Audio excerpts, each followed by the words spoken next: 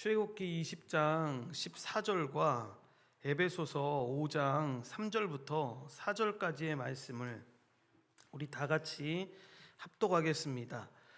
간음하지 말라. 음행과 온갖 더러운 것과 탐욕은 너희 중에서 그 이름조차도 부르지 말라. 이는 성도에게 마땅한 바니라. 누추함과 어리석은 말이나 희롱의 말이 마땅치 아니하니 오히려 감사하는 말을 하라. 아멘. 오늘은 웨스터민스터 대요리 문답 이 36번째 시간으로 이 제7계명인데 이 137문부터 139문까지의 내용입니다. 먼저 137문을 보시면 제7계명은 무엇입니까? 라고 묻는데 답을 우리 다 같이 읽겠습니다. 제7계명은 간음하지 말라입니다. 아멘. 이렇게 제7계명은 간음을 하지 말라는 것인데, 지난 시간에 살펴보았던 이 6계명이 생명이 담보하고 있는 이 존재 자체의 귀중함을 적극적으로 지키는 것이라면, 여러분 동일한 의미로 이 간음하지 말라는 이 7계명의 의미도 인류가 계속 인류 존재 자체의 귀중함을 지키고 아름답게 살기 위해서 이 성의 거룩함을 적극적으로 존중하고 지키라는 요구입니다.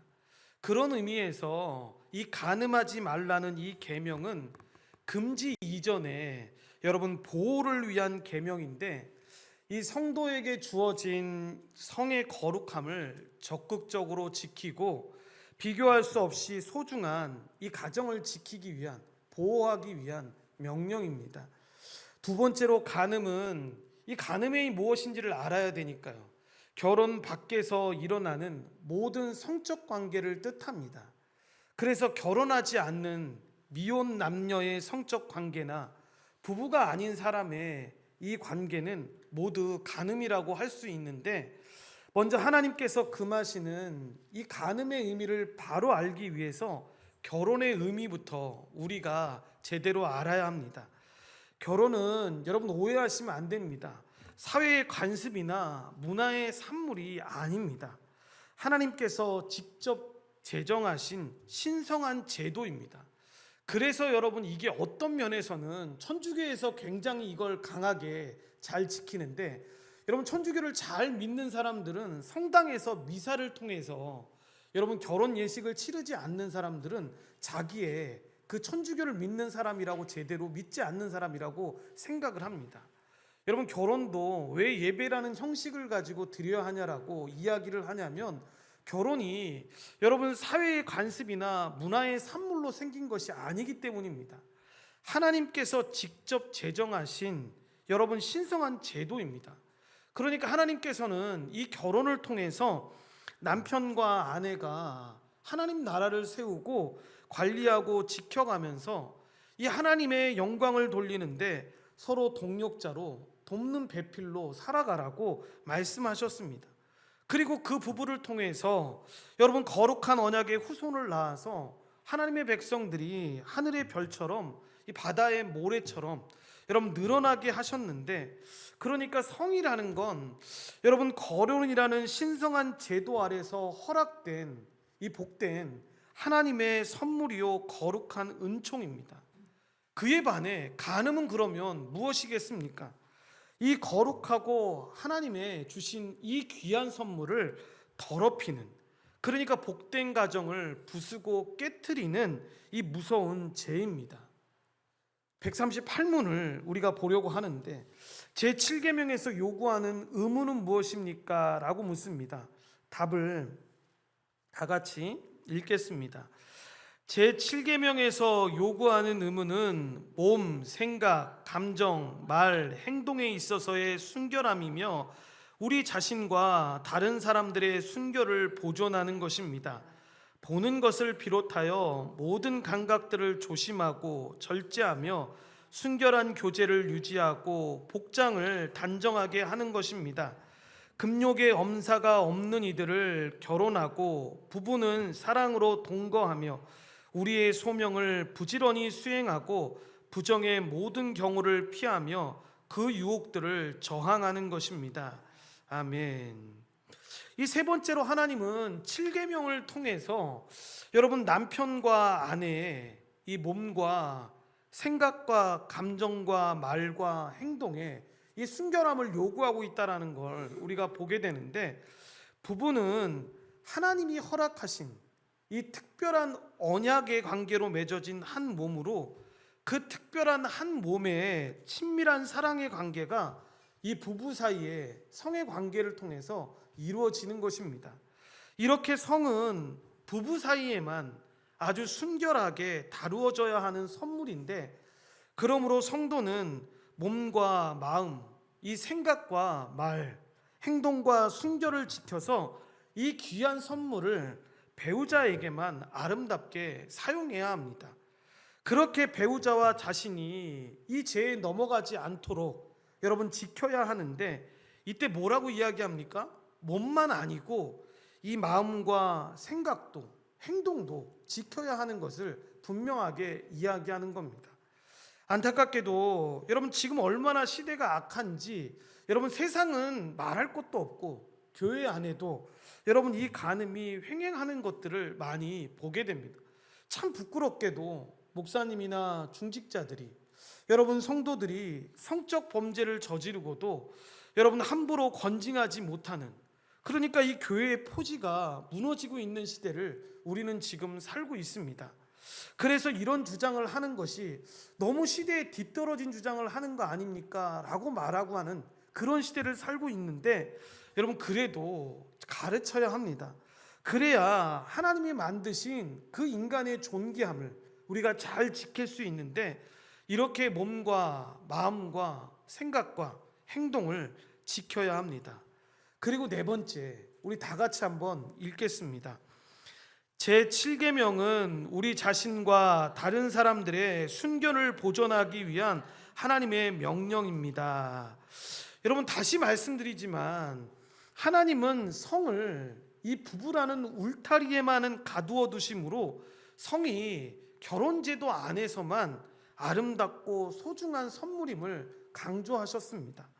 울타리를 벗어난 성은, 그러니까 여러분 아무리 어떤 이유를 갖다 붙여도 여러분 이미 더럽혀진 여러분 음욕의 산물일 뿐이라는 사실을 우리가 분명하게 기억해야 되는데, 하나님은 이 더러운 음행을 피하도록 여러분 남자마다 자기 아내를 두고 여러분 여자마다 자기 남편을 두라고 하셨는데, 그러므로 남편과 아내는 자신의 배우자가 간음의 죄를 짓지 않도록 여러분 최선의 사랑으로 서로를 대하고 나아가야 합니다.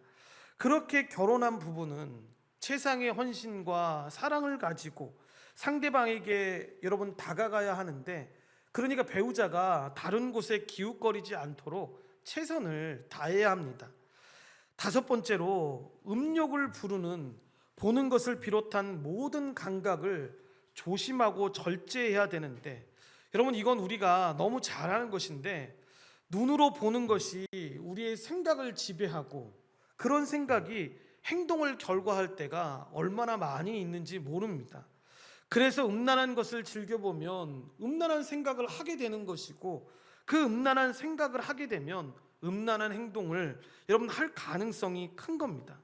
그러므로 이 성적 충동을 일으키는 우리의 모든 간격을 여러분 조심하고 절제해야 합니다. 그래서 오죽했으면 우리 주님께서 7계명을 해석해 주시면서 이렇게 말씀하시는 거죠. 만일 내 오른눈이 너를 실족하게 하거든 빼버리라. 내 백체 중 하나가 없어지고 온몸이 지옥에 던져지는 것이 유익하여 오른손이 너로 실족하게 하거든 찍어내버리라. 이런 표현들을 하는 겁니다. 모든 감각을 조심하고 절제하라는 이 대우리의 문답이 여러분 이 주님의 해석에 기인된 겁니다. 그런데 여기서 우리가 분명하게 조심해야 될 게 있습니다. 여러분 이렇게 말씀을 드리면 이걸 문자로만 해석해서 눈을 빼버리고 손이 발이 음욕을 품으니까 그러면 그것들 잘라버리면 음욕이 사라지는 겁니까? 라고 물어보는 분들이 있습니다. 그리고 실제로는 여러분 그렇게 잘못되게 행하시는 분들도 있습니다. 여러분 그렇지 않죠. 여러분 우리에게 눈이 여러분 만 개가 있다 한들 여러분 그 만개를 다 뽑은다 한들 마음의 음욕은 통제가 안 됩니다. 여러분 어떻게 해야 합니까? 음욕을 이길 수 있는 거룩한 생각, 이 신령한 교제, 성령으로 충만한 상태를 늘 유지할 수 있도록 하나님의 은혜를 구해야 합니다. 주의 이름을 부르는 자는 구원을 받는다고 한 것처럼 여러분 주의 이름을 불러야 하는데 여호와의 도우심을 구해야 합니다.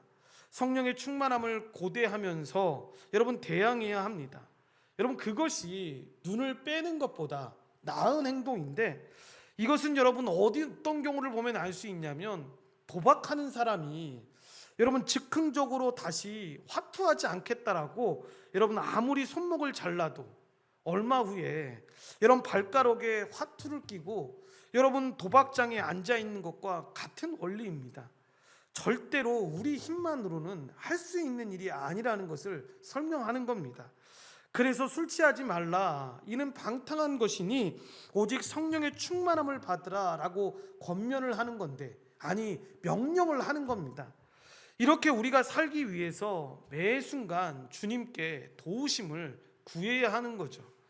우리는 정욕보다 세지 않고 죄보다 강하지 않은 존재라는 걸 분명하게 기억해야 합니다. 그런데 그때에도 여러분 신자라면 꼭 기억해야죠. 더 큰 은혜가 있다라는 걸. 그래서 가난하고 애통한 마음으로 여러분 주님께 은혜를 구해야 되는데, 그러니까 우리가 죄를 짓고 매 순간 넘어지려고 할 때마다, 아니 넘어졌다면 회개하고 다시 주님의 이름을 불러야 합니다. 그래서 그 육체의 정욕보다, 우리 마음속에 있는 그 정욕보다 더 큰 하나님과의 친밀한 교제가 주는 기쁨이 여러분의 영혼에 얼마나 큰 만족을 주시는지를 경험해야 합니다. 이렇게 성령의 충만함이 여러분 우리를 구할 수 있는데, 온 눈을 다 빼버리고 사지벽체를 다 잘라내고 음부로 기어간다 해도, 또한 타종교에서 말하는 것처럼 고행하면서 수행한다고 해서 여러분 이길 수 있는 것이 아닙니다. 성령의 충만함만으로 이길 수 있는데, 성령 충만한 저와 여러분이 되기 위해서 하나님을 바라고 나아가야 합니다. 여섯 번째로, 그러기 위해서 순결한 교제를 유지하고 복장을 단정하게 해야 하는데, 먼저 우리는 이 성적 순결을 유지하기 위해서 우리를 음란한 길로 이끄는 자들을 멀리 해야 합니다.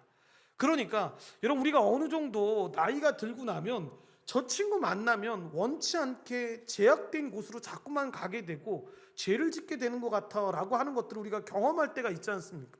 여러분 그러면 어떻게 해야 합니까? 정말 미련한 사람들은 여러분 그렇게 합니다. 내가 가서 이번에는 이겨낼 거야 라고 해서 가서 또 죄를 짓고 와서 마음이 어려워하는 사람들을 보게 됩니다. 여러분 그럴 때는 어떻게 하면 됩니까? 여러분 그 길을 안 가면 되는 겁니다. 그러니까 여러분 술을 어떤 사람이 끊으려고 하는데 집에 가는 길에 항상 내가 술을 먹었던 길이 있는 겁니다. 언젠가 한번 말씀드렸던 것 같은데, 교회에 오는 길도 두 가지 길이 있지 않습니까? 그런데 여러분 이쪽 길로 올 때마다 그런 범죄한 길로 온다고 하면 여러분 어떻게 해야 합니까?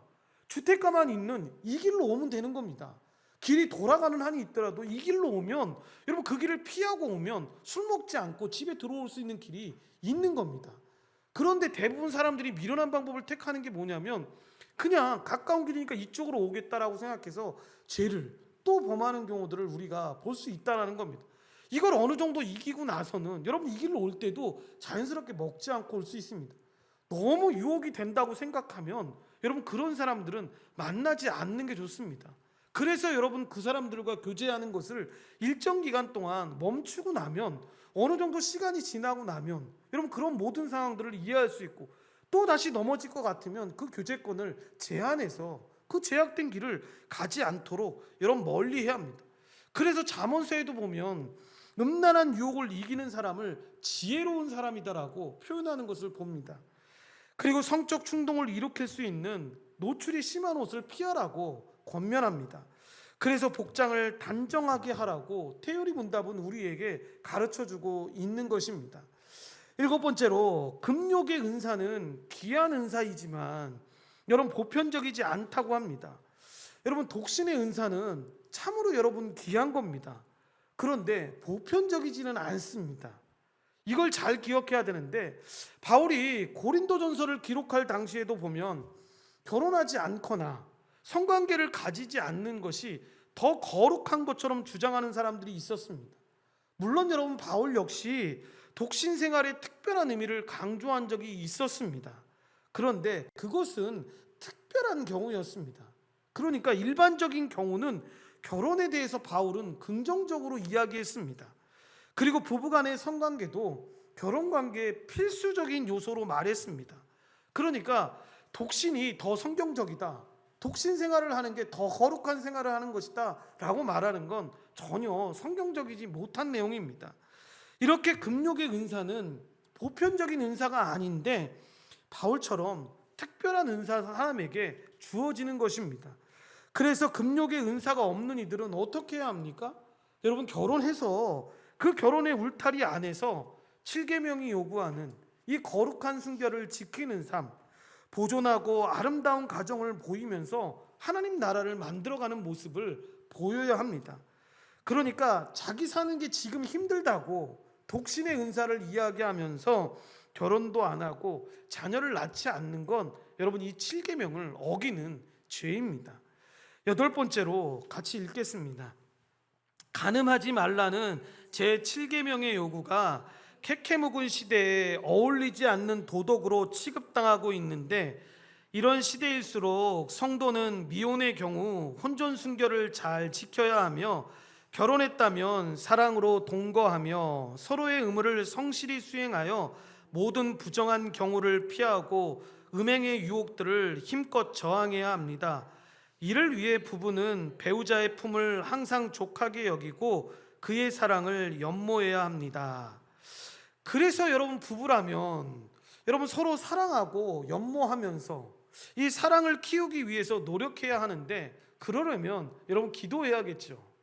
부부간의 사랑은 그리스도의 사랑을 깊이 느낄 수 있는 채널로, 부부는 돕는 배필로 주신 하나님의 선물입니다.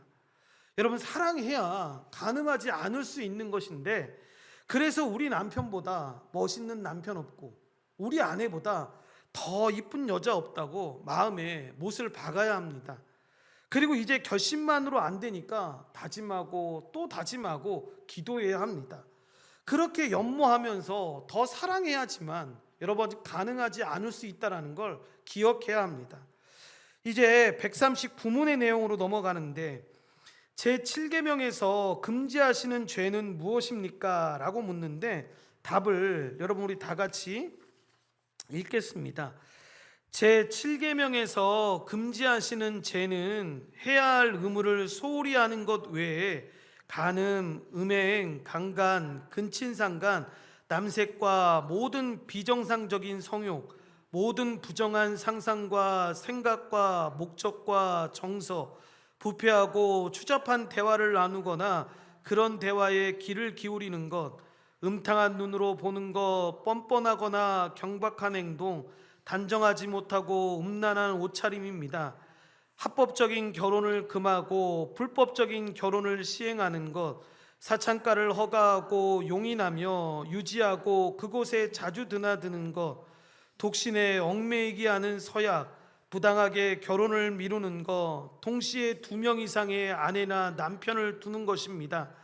부당한 이웃, 부당하게 배우자를 버리는 것, 게으름과 탐식과 술 취함, 부정한 교제, 음탕한 노래와 책과 그림과 춤과 연극, 그리고 기타 우리 자신이나 다른 사람들 마음에 음란함을 자극하거나 음란한 행위를 하는 모든 것입니다. 아멘. 9번째로 보시면 제7계명에서 금지하는 제 첫 번째 항목이 나오게 되는데, 이 계명을 통해서 요구하시는 성도의 의무를 소홀히 하는 것이 죄다라고 이야기를 합니다. 여러분, 제7계명이 요구하시는 의무가 우리가 방금 전에 배웠던 138문에 나오는 내용이죠. 138문의 내용을 한번 보시면 몸과 생각과 감정과 말과 행동을 순결하게 하며 우리 자신과 다른 사람들의 순결을 보존하고 보는 것을 비롯한 모든 감각을 조심하고 절제하며 순결한 교제를 유지하고 복장을 단정하게 하는 것, 금욕의 은사가 없는 이들은 결혼하고 부부는 사랑으로 동거하며 우리의 소명을 부지런히 수행하고 부정의 모든 경우를 피하며 그 유혹들을 저항하는 것입니다 라고 이야기하지 않습니까? 그러니까 이 의무들을 소홀히 하는 게 죄라는 거죠. 그래서 이것이 제7계명을 통해서 하나님이 교회와 이 성도에게 요구되는 적극적인 의무였는데, 그러니까 성도임에도 불구하고 지금 말씀드렸던 그 의무를 염두에 두지 않고 살아가는 것, 그리고 이 7계명이 우리에게 요구하는 삶에 최선을 다하지 않는 것, 7계명에 담긴 하나님의 뜻을 소홀히 취급하는 건 모두가 바로 사실은 7계명에서 금지하는 죄에 해당하는 것이다라고 가르치고 있는 것입니다. 그리고 10번째로, 우리가 만약 7계명이 요구하는 의무에 조금이라도 충실하다면 우리는 가장 먼저 간음, 그리고 그에 따르는 모든 성적 음행을 피해야 하는데, 여러분 우리나라도 간통죄가 폐지되지 않았습니까? 그래서 음행이 거의 무감각적으로, 그러니까 예전에는 그래도 법으로라도 제정되어 있어서 일반 사람들도 그렇고 신자들도 이게 큰 죄라는 걸 알았는데, 법에서 이게 죄가 아니다라고 시행돼 버리고 나서 보니까 사람들이 이게 죄인지도 모르고 무감각하게 버린 겁니다. 여러분, 그런데 그리스도인들은 이 음행과 간음이 히브리서 13장 4절에 나오듯이 하나님께서 저주하시는 무서운 죄에 해당한다라는 사실을 잊지 말아야 합니다. 세상 법정은 이제 여러분 간통을 죄로 다루지 않습니다. 벌하지 않습니다. 그런데 분명한 건 하나님께서는, 하나님의 법정에서는 이 간통과 간음을 혼인의 이 신성한 제도를 더럽히는 무서운 죄라고 경고하시고 거룩한 가정을 깨트리는 가장 큰 범죄라고 경고하고 있습니다. 그러므로 신자라면 당연히 여러분 세상의 흐름을 따르지 않고 하나님의 말씀을 따라야 하는데, 하나님이 죄라 하셨기에 여러분 이 일은 절대로 해서는 안 되고, 여러분 이 일을 하면서 세상에서 아무 말도 안 하는데 교회만 왜 그래요? 라고 말하면 여러분 그건 저는 신자 아닙니다 라고 말하는 것과 같은 겁니다. 11번째로, 모든 성적 범죄의 근본적인 원인은 잘못된 성적 욕구에서 비롯된다는 걸 보여주는데, 한 예로 여러분 다윗이 우리아의 아내인 밧세바를 범하지 않습니까? 그리고 나서 그걸 은폐하기 위해서 어떻게 합니까? 살인까지 저지르게 되죠. 이것은 잘못된 성적인 욕구를 절제하지 못하고 그것을 그대로 실행해서 비롯된 죄입니다. 또한 여러분 암논이 여러분 이복 동생이었던 다말을 강간했습니다. 그로 인해서 가정 자체가 완전히 풍지박산이 나지 않습니까? 신약에도 고린도 교회에서 보면 계모와 근친상간하는 죄가 발생하게 됩니다. 모두가 다 뭐냐면 여러분 잘못된 성적 욕구를 이기지 못한 여러분 결과로 일어난 일입니다. 지금은 이런 잘못된 성적 욕구를 그대로 표출해서 벌어지는 대표적인 일이 무엇입니까? 바로 동성애죠. 그래서 이 시대는 인권을 말하면서 동성애를 옹호합니다. 동성애를 정상적인 여러분 성적 관계 하나로 취급하는 경향이 있는데, 성경은 동성애와 이 음행과 강간을 똑같이 같은 성적 범죄로, 무서운 범죄로 규정하고 있다는 걸 기억해야 합니다. 그러니까 여러분 내가 좋아하는 정치인이, 내가 좋아하는 어떤 당이 여러분 이 정책을 옹호한다 하더라도 여러분 믿는 신자들은 그래서 어떤 한 당을 지지하는 게 아닙니다. 정책마다 사안마다 달라야 합니다. 왜 달라야 하냐면 그것이 하나님의 말씀에 맞나 안 맞나를 봐야죠. 그러니까 제가 어떤 청문회를 보다가 참 걱정됐던 현상 중에 하나가 뭐였냐면, 여성가족부 장관이 되려고 하는 지명자한테 이 보수당 쪽에서 질문을 던졌습니다. 성에 대한 질문을 할 때 그 질문이 무슨 내용이냐면 남성과 여성만이 있냐라는 질문이었습니다. 그런데 이 여성가족부 장관 취임을 했겠죠. 얼마 전에 했으니까 취임을 했겠죠. 이 사람이 대답을 못하는 거였습니다. 왜 대답을 못하냐면 자기가 알고 있는 제3의 성이 있다, 그리고 여러 가지의 성이 있다라고 이야기를 하면 자기는 분명히 보수 쪽에 엄청난 공격을 받게 될 거니까 대답을 하지 못하고 여러 사람들의 생각이 있을 수 있습니다라고 질문을 피해가는 걸 봤습니다. 여러분, 이때는 장관직에서 낙마하는 한이 있더라도 기독교인이라면 분명하게 이야기해야 합니다. 저는 성이 남성과 여성만 있다고 생각합니다. 왜냐하면 저는 하나님을 믿는 사람이기 때문에 그렇게 믿습니다. 여러분, 그 일 때문에 만약에 장관직에 낙마하는 한이 있더라도 그렇게 분명하게 이야기해야 합니다. 여러분, 이 동성애를 보면서도 우리가 조심해야 될 게 있습니다. 뭐냐면 교회는 지금 말씀드린 것처럼 동성애가 죄입니까 아닙니까 라고 이야기하면 분명히 죄라고 그 말을 해야 합니다. 그런데 동성애에 빠져 있는 사람들을 혐오하거나 차별해서는 안 됩니다. 여러분, 동성애자들도 구원이 필요한 사람들 아닙니까? 하나님의 복음이 필요한 자들 아닙니까? 그런 자들에게 여러분 성령으로 치유받아야 되고 여러분 정상적으로 돌아와야 될 세상이니까 여러분 그렇게 차별하고 혐오하면 그 사람들이 돌아올 수가 없지 않겠습니까? 그러니까 복음을 전하기 위해서라도 여러분 그런 행동은 참 조심해야 합니다. 한국교회가 지금 어떤 잘못에 빠져 있는가 하면 너무 극단적으로 그렇게 빠져 있습니다. 동성애가 죄라는 거 분명히 말해줘야 되고 이건 진보 보수를 떠나서 분명하게 이야기해야 합니다. 그런데 여러분 이 대하는 자세에 있어서 전혀 달라야 합니다. 죄라는 건 분명히 밝혀야 되지만 그 사람들도 하나님이 사랑하셔서 우리가 언젠가는 끌고 와야 돼, 함께 가야 될 사람이야 라는 마음을 가지고 다가가야 합니다. 그러니까 안타까운 마음으로, 사랑하는 마음으로 여러분 그들을 돌볼 수 있어야죠.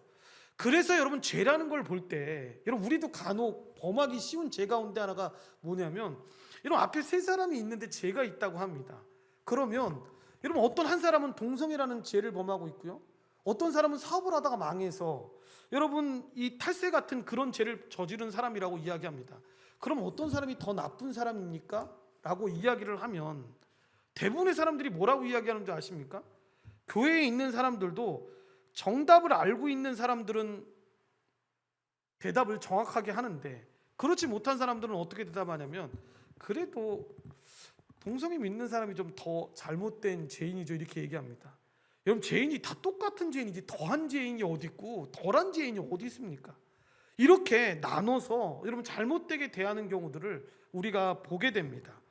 그러니까 동성애라는 여러분 이 죄라는 사실은 분명히 가르치되 동성애를 긍휼히 보는 눈이 필요하다는 게 우리 안에 있어야 합니다.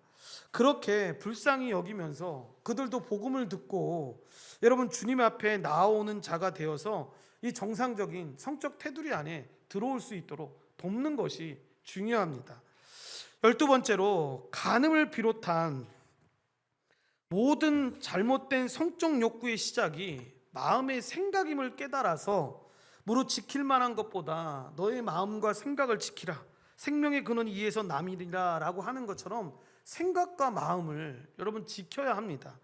그래서 마음으로부터, 생각으로부터 비정상적인 성적 요구가 일어날 수 있는 모든 근원을 멀리하고 차단하는 것이 우리의 삶에 필요한데 우리가 더러운 생각이 우리의 생각 가운데 가득 차서 여러분 성령님이 탄식하시는 그런 생각을 꿈꾸고 그런 생각을 항상 기억하고 생각하고 있다면 여러분 그런 삶이 어떻게 거룩한 삶이 가능하겠습니까? 하나님의 은혜가 임할 수가 없는 거죠. 환경, 태도, 충동을 격동시키는 것들을 우리가 조심해야 하는데 음란한 말이나 성적인 충동을 나와 다른 사람들에게 일으킬 수 있는 그 표정, 그러면서도 뻔뻔스럽고 경박한 행동, 단정하지 못한 모든 복장들을 여러분 모두가 다 물리쳐야 합니다.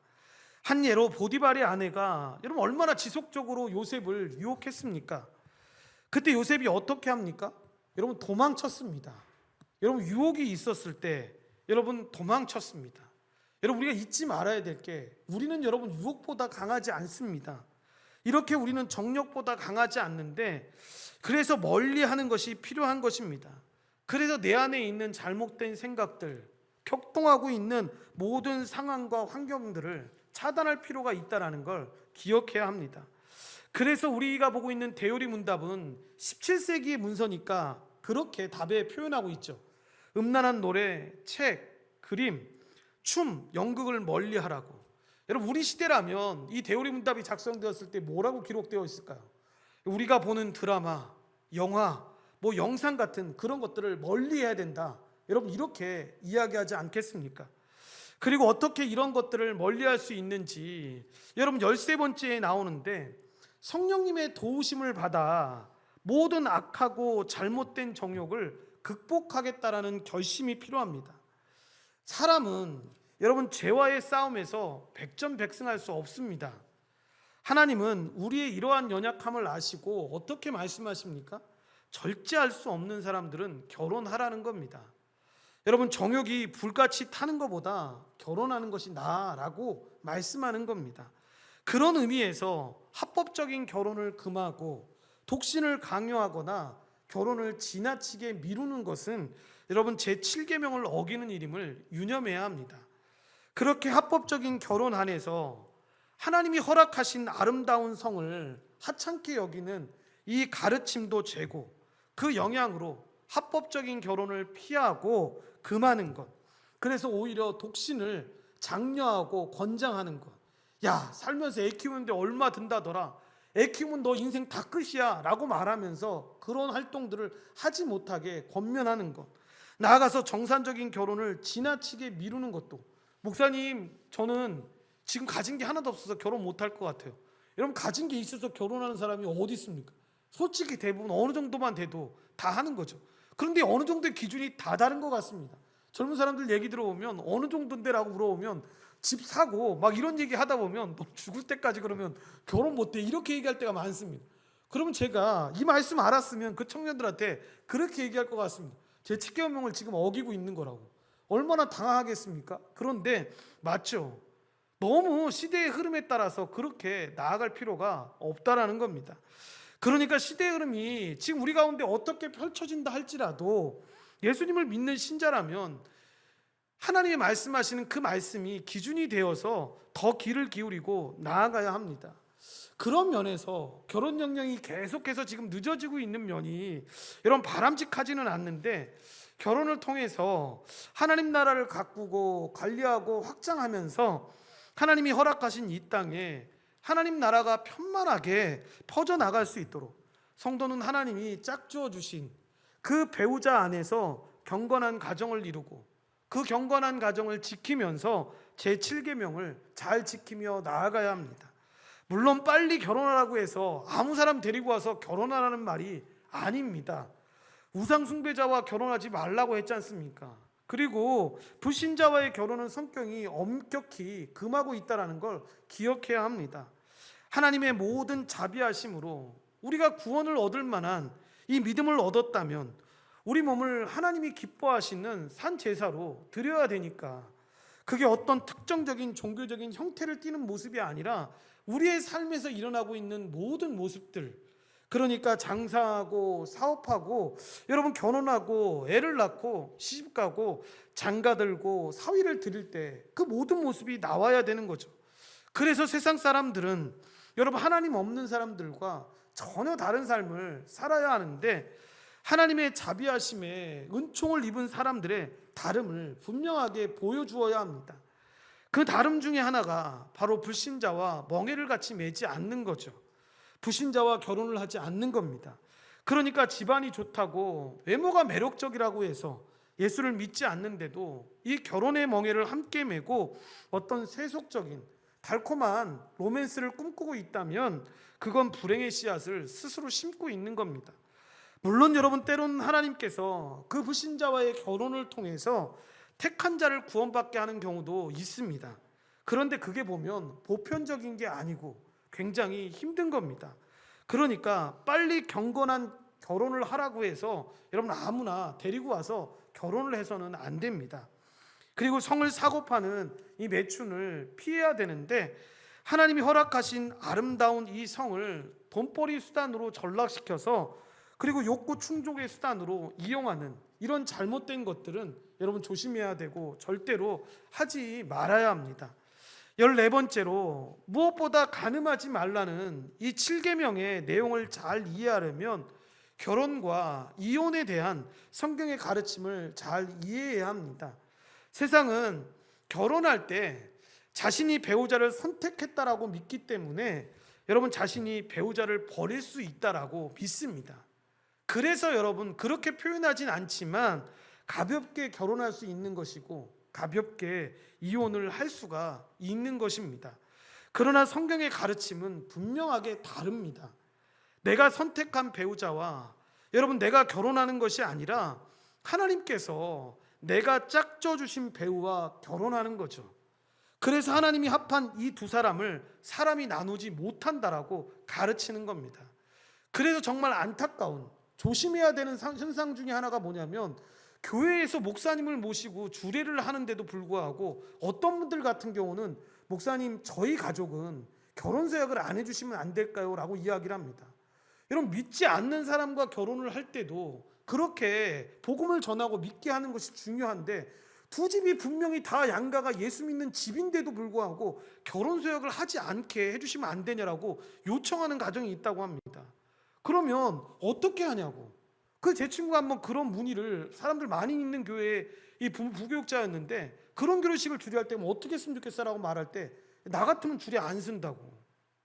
그 사람들은 하나님의 말씀대로 그 결혼 서약 자체가 하나님이 맺어주신 부부고 하나님의 뜻에서 하나님이 절대로 가르지 못한다라고 말하는데 그걸 못하겠다는 거 아니냐고. 그런 결혼에 목사가 주례를 할 수가 있겠냐고. 주례를 하면 안 되는 거 아니냐라고 이야기를 했던 적이 있습니다. 여러분 실제로 보면 잘 기억해야 합니다. 왜 그리스도 안에서 어떤 사람들이 하나님이 택하신 사람들이 결혼한다고 했을 때 이혼을 할 때 극히 조심해야 합니다. 몇 가지 특별한 일이 아니면 이혼하면 안 됩니다라고 말하는 이유가 바로 여기에 있는 겁니다. 서로 좋아서 결혼하는 게 아닙니다. 하나님이 선택하신 사람들이 여러분 절대 가르지 못한 나누지 못할 사람들이 하나님 앞에서 서약을 하고 우리 평생 주님께 살겠습니다라고 고백하는 겁니다. 그런데 사람이 성격이 안 맞아서 이혼을 한다고요? 어떻게 그럴 수가 있습니까? 사람이 서로 좋아서 결혼한 거면 그럴 수 있지만 하나님이 그러신 것이라면 그럴 수 없다는 거죠. 그래서 하나님에게 우리에게 허락하신 그 배우자 안에서만 성이 아름답다라고 말하는 이유도 바로 여기에 있는 겁니다. 하나님은 한 남자와 한 여자가 혼인해서 가정을 이루게 하셨습니다. 이렇게 하나님이 짝져 주신 부부관계는 한 남자가 한 여자와 결혼하여 가정을 이루는 일부일처죠. 그런데 이를 어기고 두 사람 이상의 남편과 아내를 두는 것, 그리고 말씀드렸던 것처럼 동성 간의 결혼, 그리고 음행한 연고 없이 배우자를 버리는 이 부당한 이혼과 간음은 하나님께서 결혼을 통해서 남자와 여자 두 사람을 한 몸으로 만드신 그 거룩한 뜻을 인위적으로 깨트리는 무서운 죄임을 깨달아야 합니다. 그러니까 요즘 젊은 사람들은 간혹 그런 질문을 할 때 있습니다. 목사님 저희 결혼할 거예요. 그런데 동거를 좀 하다가 결혼을 하려고 합니다 라고 이야기를 하는 사람들이 있습니다. 그럼 제가 그 청년들한테 항상 했던 얘기가 중에 하나가 뭐냐면 왜 결혼을 하는데 서로 사랑하는 사람들이 하나님의 뜻 안에서 살아가는데 왜 하나님의 계명을 매일 어기는 짓을 해? 그렇게 살아가는 것 자체가 하나님의 말씀을 어기는 건데 동거를 어디 하나님이 결혼한 부부로 인정을 하냐고. 하나님이 전혀 인정하지 않는 부부라고. 여러분 그러니까 부부는 언제 되는 겁니까? 엄격하게 이야기하면 그 결혼 서약을 하고 여러분 목사가 그 하나님이 말씀하시는 그 말씀을 선포했을 때 그리고 그 부부가 이제 하나님의 말씀으로 부부가 되었습니다라는 걸 사람들한테 공포했을 때 부부가 되는 겁니다. 그때부터 실제 부부가 되는 겁니다. 그 이전에는 엄밀하게 이야기하면 부부가 아닙니다. 그러니까 그렇게 죄를 범하면 안 된다는 거죠. 그러니까 이 말씀을 심각하게 생각해 봐야 하는데 어려워도 여러분 부부라는 두 사람이 정말 마음을 다해서 힘을 다해서 하나님의 도우심을 구하면서 극복하면서 이 모든 상황을 헤쳐나가야 합니다. 그리고 이때 잘못되게 여러분 그런 말 하는 경우 있지 않습니까? 에이 목사님 너무 옛날 고리타분하신 거 아닙니까? 하나님이 자비하신 하나님이시기 때문에 다 이해하지 않겠습니까? 라고 하면서 이 하나님의 자비하심을 동원하는 경우가 있는데 여러분 전혀 그렇지 않습니다. 함부로 하나님의 그 뜻을 그렇게 갖다 붙이는 건 믿음이 아닙니다. 여러분 오해하지 말아야 합니다. 몰라서 그럴 수 있습니다. 몰라서 믿지 않는 사람들과 결혼하는 경우가 있고요. 여러분 몰라서 여러분 뒤에 후에 그 일을 깨닫고 살아가는 사람들이 있습니다. 그런데 분명하게 이 사실을 다 알고 있고 그렇게 교회 안에서 믿음으로 살아가고 있는데 이 선택을 한 다음에 하나님이 자비로우신 분이니까 하나님이 다 이해하실 거야 라고 동원하면 여러분 정말 믿음 없다라고 말하는 것과 똑같은 것이고, 하나님이 그걸 보면서 와, 사랑하는 사람이니까 내가 용서해 줄게 이렇게 말씀하시는 게 아니라는 걸 분명히 기억해야 합니다. 15번째로 간음하지 말라는 이 7계명을 바르게 이해하려면 결혼에 대한 바른 의식을 가지고 결혼과 가정을 존중해야 합니다. 그리고 결혼 후에는 여러분 부부가 서로에 대한 책임과 의무를 다해야 합니다. 그래서 고린도전서 7장 3절 이하에 보면 결혼한 아내는 더 이상 자기 몸을 자기가 주장하지 못한다라고 이야기합니다. 아내뿐만 그렇겠습니까? 아니죠. 결혼한 남편도 똑같이 자기 몸을 자기가 주장하지 못합니다. 그러니까 결혼했다면 내 몸은 내게 아닙니다. 이런 배우자의 몸입니다. 그래서 배우자에게 의무와 책임을 다해야 하는 것인데 그거 안 하면 7계명을 어기는 겁니다. 그래서 기도하는 것 외에는 서로 분방하지 말라라고 분명하게 이야기하는 것인데, 더 넓게 이 거룩한 의미를 수행하지 못하게 하는, 그러니까 배우자를 고통스럽게 하고 가정의 평화를 깨트리는 이 게으름과 탐심, 술 취함도 넓게 봐서 이 7계명을 어기는 죄다라고 이야기하고 있는 것입니다. 16번째로 미혼 청년들은 이 제7계명 앞에서 자신의 연애에 대한 성경적인 원리를 가져야 한다라고 기록하고 있는데, 그래서 연애할 때도 최대한 이 7계명을 의식해야 합니다. 연애할 때 느끼는 달콤한 감정은 그 자체로 아름답습니다. 그런데 여러분 그때에도 이성적인 판단과 성경 말씀의 기준을 무시한 채 감정만을 따르는 게 정말 위험하다라는 걸 인식해야 합니다. 그래서 감정에 따라 판단하고 실행하기 전에 말씀에 비추어서 그렇게 되는지를 따져보아야 되는데, 그러니까 쉽게 이야기하면 지금 이 감정이 하나님이 기뻐하시는 것일까라는 생각을 젊었을 때부터 여러분 늘 갖고 살아야 합니다. 그래야지 나중에 경건한 어른이 될 수 있는 겁니다. 여러분 나이가 들면 무조건 경건한 어른이 되는 게 아닙니다. 젊을 때부터 이 훈련을 계속해야죠. 참된 연애도 마찬가지입니다. 온전한 감성과 의지와 여러분 이성과 책임, 관계와 생활이 모두 어우러진 하나님의 사랑에 그 위에서 진행되어야 하는 것입니다. 그래서 연애하는 청년들은 우리 모쏠들은 아니니까 우리 앞에 청년들이 2명 있으니까 여러분 기억을 해야죠. 여러분 결혼하기 전까지 순결하게 자신을 잘 지켜야 합니다. 그래서 결혼이라는 그 울타리 안에 하나님의 그 허락하신 성이 얼마나 귀하고 아름다우신지를 여러분 결혼하고 나서 알아야 합니다. 그러니까 여러분 요즘 젊은 사람들이 그런 말 할 때 있지 않습니까? 연애 따로 결혼 따로. 여러분 이건 믿는 사람은 절대 하지 말아야 되는 이야기입니다. 연애 따로 결혼 따로는 없습니다. 여러분 이렇게 분리돼서 가는 게 아닙니다. 이게 힘들겠지만 청년 시절부터 그런 경건한 훈련들을 계속해서 가져야 합니다. 이 일이 하나님이 기뻐하실까? 하나님이 알아가는 것일까? 라는 생각을 가지면서 나아가야 합니다. 제가 대학 다닐 때 참 신기했던 사람들이 있었습니다. 아내가 있던 선교단체에 있던 사람들이었는데 제가 볼 때 참 그 동기인데도 불구하고 참 존경스러운 사람이었습니다. 이 사람을 보면서 제가 참 그 감동을 받았던 것 중에 지금 생각해 보면 이 사람 이 유혹을 물리치기 위해서 이렇게까지 하는구나 라고 생각을 했던 게 뭐냐면, 지금 수연이나 병진이가 듣기엔 되게 웃긴 얘기일 수 있는데 여러분 교제를 시작했는데 어떻게 하냐면 자기의 뒤에 한 3발자국 떨어져서 여자친구가 왔습니다. 그러니까 제가 그때 볼 때 저는 너무 그게 이상했던 겁니다. 야 무슨 그냥 손 정도 잡고 이렇게 지나가면 되지 뭘 저렇게까지 하면서까지 이렇게 떨어져서 저렇게까지 하나 라고 생각을 했는데, 보니까 여러분 이 부분은 이 뒤에 결혼을 했든지 안 했든지 모르겠는데 그 교제를 하면서 알았던 거죠. 이 유혹에서 어떻게 하면 내가 빠질 수도 있다는 걸 깨닫고 조심했던 거죠. 그러니까 여러분 어떠한 상황이 있을지 우리가 알지 못하니까 조심해야 합니다. 지켜야 되고 하나님의 은혜로 나아가야 합니다. 17번째로 성령 충만한 그리스도인은 예전에 입시에 자주 나왔던 소설이었는데, 여러분 현진건의 비사감과 러브레터라는 이 소설이 있었는데, 거기에 나오는 사감처럼 겉과 속이 다르거나 욕구 불만에 지배되지 않습니다.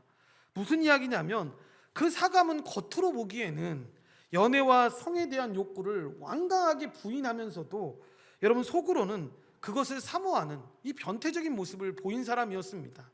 성경은 부부라는 울타리 안에서 누구보다 이 연애와 성의 이 가치와 아름다움을 충분히 인정하고 올바르게 추구할 것을 이야기합니다. 그래서 우리도 간음하지 말라는 이 7계명을 통해서 결혼과 가정, 이혼과 하나님의 뜻, 연애에 대한 이 바른 성경적 가치를 확인하는 기회가 되어야 하는데, 기독교는 여러분 금욕적인 종교가 아닙니다. 여러분 오해하시면 안 됩니다. 그래서 아가서 보시면 여러분 부부 사이에 허락해 주신 그 성이 아름답게 묘사되어 있는 것을 보게 되는데, 이렇게 성경은 성을 부정적으로 그리지 않습니다. 부부라는 울타리 안에서 가장 아름답고 가장 가치 있는 것이다라고 풍성하게 가르칩니다. 성이 추하게 될 때, 성이 부정하게 사용될 때, 그러니까 간음, 이 음행 같은 거죠. 그래서 여러분 그런 걸 할 때 조심하고 금하라는 것이지, 하나님이 말씀하신 대로 이루어지는 성은 가치 있고 아름다운 것입니다. 이제 마지막으로 제7계명의 의무와 금지를 어겼다면 어떻게 해야 됩니까? 라고 했을 때, 여러분 이미 엎질러진 물을 다시 담을 수 있는 것입니까? 여러분 담을 수 있습니다. 그래서 제7계명을 어긴 자들도 회개하면 다시 거룩함과 순결함을 회복할 수 있는 은혜가 있음을 잊지 말아야 하는데, 상처 입었다고 하나님이 주신 나의 거룩함과 이 행복의 울타리인 가정을 포기해서는 절대로 안 됩니다. 회개하고 치유하고 용서하고 회복해야 하는데, 영혼을 살리는 길은 은폐가 아니라 여러분 회개의 은혜라는 사실을 기억해야 합니다. 그래서 속담은 엎지른 물은 담지 못한다라는 뉘앙스로 나와 있지만, 7계명은 넓은 의미로 그렇게 엎드려진 물도 얼마든지 회개를 통해서 담을 수 있다고 우리에게 가르칩니다. 그러니까 7계명을 어겼을 때 즉시 회개해야 하는데, 마음의 7계명을 어겼을 때에도 민감한 성령님이 나와 동행하기 위해서 여러분 회개하고 주님께 나아가야 합니다. 그래서 그리스도인은 늘 회개하는 사람입니다 라고 하는 책도 나와 있는 것처럼, 우리가 저녁에 잠자리 들기 전에 다 씻고 양치하면서 잠자리에 들지 않습니까? 그처럼 매일 신자는 회개하는 사람이 되어야 되는데, 오늘 내가 범죄한 모든 것, 이 내가 걸어다녔던 모든 일거수일투족을 돌아보면서 회개해야 합니다. 그렇게 7계명을 어겼을지라도 진심으로 회개했을 때 하나님은 다시 거룩함과 이 순결함을 회복시켜 주십니다. 그리고 다시 성령으로 동행하시면서 우리를 하나님의 사람으로 사용해 주십니다. 이렇게 제7계명을 우리가 잘 지키면서 또 작고 이 작은 성범죄 앞에서 늘 우리의 영혼을 회개로 다시 순결하게 조합시켜서 다시 여러분 걸어갈 수 있는 이 믿음의 원동력을 잃지 않는 우리 모두가 되기를 간절히 바랍니다. 결론적으로 이 말씀들을 잠시 우리의 삶에 적용해 보면, 첫째로 우리가 살아가는 시대는 성경의 가르침이 완전히 무너져 버린 시대라고 말하는 시대를 우리는 지금 살고 있습니다. 그래서 불법한 결혼, 불법한 이혼이 참 많습니다. 여러분 믿지 않는 사람들을 대상으로 말하는 게 아닙니다. 여러분 믿는 사람들 안에도 정말 불법한 결혼, 불법한 이혼이 너무 많습니다. 그래서 그것이 아무렇지 않게 여겨지는 시대를 지금 우리가 살고 있습니다. 또 성경의 기준을 넘는 간음, 성적 부도덕의 다양한 경우들이 참 많이 있는데, 여러분 문화와 미디어의 영향도 굉장히 크겠죠. 그리고 처음에 말씀드렸던 것처럼 현대의 가치관과 법 체계도 이게 마치 죄가 아닌 것처럼 말하는 시대를 우리는 살고 있습니다. 그래서 2015년 2월 26일, 여러분 이날이 왜 중요하냐면, 여러분 이날 간통죄가 한국에서 폐지된 날입니다. 그래서 그때 이후로 처음에는 그래도 좀 시시시했던 사람들이 지금은 믿는 자들도 이게 무슨 죄가 되냐라고 이야기합니다. 그런데 그때 여러분 이게 폐지되었던 사유가 뭐였는지 아십니까? 이런 내용이었습니다. 간통죄는 성적 자기결정권과 사생활의 비밀과 자유를 침해하며 국가 권력은 이것을 침해할 수 없고 개인의 자유로운 의지에 맡겨야 한다라고 이야기를 하면서 여러분 간통죄가 폐지됐던 겁니다. 그런데 이 말의 의미를 잘 생각해 봐야 합니다. 만약에 하나님이 없는 사람들 같으면 이렇게 이야기하죠. 왜 우리가 가지고 있는 이 결정권까지, 그러니까 내가 지금 아내와 살고 있지만 또 다른 사랑하는 사람이 만나는데 왜 그걸 국가가 간섭해? 그러면 안 되지 라고 말하면서 항의할 수 있습니다. 그런데 여러분 제대로 된 성경이 규정하고 있는 국가관을 가지고 있는 사람이라면 여러분 이렇게 말할 수 있는 국가가 아닙니다. 지금 그들이 말한 것처럼 성적 자기결정권과 여러분 사생활의 비밀과 자유를 침해하며 어디까지 왔습니까? 결혼의 끝까지 왔고 동성애 문제까지 왔습니다. 그리고 다른 문제까지 왔습니다. 제가 그때 처음에 세미나를 하셨던 분이 이런 얘기를 하셨습니다. 여러분들 그런 세상 안 오실 거라고 생각하죠. 이 간통죄가 폐지됐을 때 많은 사람들이 그렇게 눈물을 흘리면서 한국에 도덕적인 게 많이 무너졌다고 했던 이유가 뭐냐면 시간의 차이일 뿐이지 20년이 지나고 30년이 지나면 우리 사회에서 무슨 요구가 나올 줄 아십니까? 라고 하면서 했던 요구가 뭐냐면 어떤 사람들이 지금은 미친 사람이라고 할 텐데 어떤 사람들이 나와서 왜 국가가 나와 강아지가 결혼을 하는데 내가 고양이와 결혼을 하는데 왜 이걸 막냐고, 이걸 막아서는 안 되는 거 아니냐고, 나의 결정권 아니냐고 말하는 시대가 오게 될 거다라고 이야기를 한 적이 있습니다. 여러분 지금까지 그런 현상은 나타나지 않고 있습니다. 그런데 여러분 조금씩 올라오고 있다고 생각 안 하십니까? 저는 제가 살아가는 생애, 아니 우리 자녀들이 살아가는 생애는 그런 일이 없었으면 좋겠습니다. 그렇게 기도합니다. 그런데 여러분 안타깝게도 그런 시대는 세상이 점점 타락해지면 타락해질수록 올 겁니다. 그의 시작점이 무엇입니까? 자기의 재산을 여러분 강아지에게, 이 고양이에게 물려주는 해외 토픽 같은 뉴스도 우리 막 보고 있지 않습니까? 가족들이 다 있는데 가족한테 안 주고 여러분 그 강아지한테 모든 재산을 물려주고 관리인을 통해서 그 강아지 살아가는 동안 하는 경우들을 보지 않습니까? 여러분 그게 계속 이어지게 되는 거죠. 여러분 이게 우리나라만의 이야기가 아닙니다. 간통죄 있었던 나라가 여러분 우리나라를 비롯한 소수의 나라였죠. 그런데 이렇게 무너지고 있는 것입니다. 그럴 때 잘 한번 생각해 보십시오. 국가의 결정이기 때문에 여러분 헌법의 결정이기 때문에 그런 영향도 있다라고 이야기할 수 있습니다. 그런데 결국 이 문제는 어디에 종착역이 있는 줄 아십니까? 근본적인 이유는 뭔 줄 아십니까? 바로 영적인 문제입니다. 여러분 한마디로 이게 결론인 건데 영적인 문제입니다.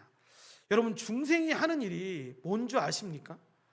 요셉이 주인의 아내에게 말씀드렸던 것처럼 유혹받았던 일들을 한번 생각해 보십시오. 저는 요셉이 그녀와 같이 있지도 않았다라는 말에 주목을 하는데 여러분 날마다 자기를 유혹하는데 요셉이 어떻게 했습니까? 그녀와 같이 있지도 않았습니다. 그런데 어떻게 됩니까? 결국에는 강간미수죄를 뒤집어쓰고 감옥에 가게 됩니다. 그렇게 해서 감옥에 가는 한이 있더라도 그는 범죄하지 않는 것을 보게 됩니다. 그럼 왜 요셉이 이럴 수 있었습니까? 신약시대의 언어로 이 요셉을 설명한다면 그는 중생한 그리스도인이었기 때문에 이렇게 할 수 있었던 것입니다. 그 안에 성령이 계셨기 때문입니다. 여러분 아버지 야곱이 그에게 여러분 일일이 가정교육을 다 시켰기 때문에 요셉이 이렇게 했을 거라고 생각하지 않습니다. 중생한 사람이었기 때문에 그가 그 안에 주님이 계셨기 때문에 여러분 그 일을 할 수가 있었던 것입니다. 그래서 그는 분명하게 그 죄 앞에서 거부했던 것인데 내가 어떻게 하나님 앞에서 이렇게 죄를 지을 수 있냐라고 말할 수 있는 이유가 바로 여기에 있는 것입니다. 그러니까 우리가 왜 부모님들이 우리 자녀들을 거듭나는 그 회심케 하는 놀라운 역사가 임하게 해주십시오라고 기도하는 이유 중에 하나가 뭐냐면 바로 이렇게 중생하지 않았을 때 회심하지 않았을 때 이런 일들이 일어나게 되니까. 그레세로 회심했을 때 죄를 안 짓는다는 게 아닙니다. 회심하고 중생한 자들은 그런 일 가운데 있었을 때 계속해서 일반적인 사람들과 다르게 너무 불편합니다. 그래서 그 일을 하지 않으려고 하고 멀리 하려고 하는 것들을 우리는 봅니다. 그래서 바라기는 그 중생하는 모든 은혜가 우리 모두에게 넘치기를 소망합니다. 그래서 죄를 거부하는 그 삶을 살기를 바라는데, 그러나 그러다가 혹여나 여러분 죄 가운데 거하게 되더라도 즉시 회개하고 돌아와서 다시 하나님의 은혜로 회복되어지는, 그래서 다시는 그 죄에 거하지 않고 은혜로 살아가는 귀한 하나님의 백성 되시기를 간절히 축원드립니다. 기도하시겠습니다. 하나님 감사합니다. 하나님의 은혜 가운데 오늘 우리가 10계명 중에 7계명인 간음하지 말라는 이 계명에 대해서 살펴보았습니다. 하나님이 주신 이 아름다운 성이, 부부에게만 허락하신 그 울타리 안에만 주신 성이 너무 분별없게 아버지 하나님 이상한 곳에 쓰여지고 있는 것들을 보게 됩니다. 믿지 않는 사람들은 물론이거니와 믿는 사람들 안에도 이것이 죄인 줄도 모르고, 아니 죄인 줄 알지만 눈 감고 세상이 죄라고 말하지 않는다라고 이야기하면서 걸어가는 수없이 많은 경우들을 우리가 보게 됩니다. 하나님, 우리 안에 은혜를 베풀어 주시고 인도하여 주셔서 우리 안에 가장 큰 기준이 말씀임을 깨닫고 그 말씀 안에서 분명한 삶을 살아갈 수 있는 하나님의 백성이 될 수 있도록 주님이 도우시고 인도하여 주시옵소서. 모든 걸 주님께 감사드리오며 예수님의 이름으로 기도드리옵나이다. 아멘.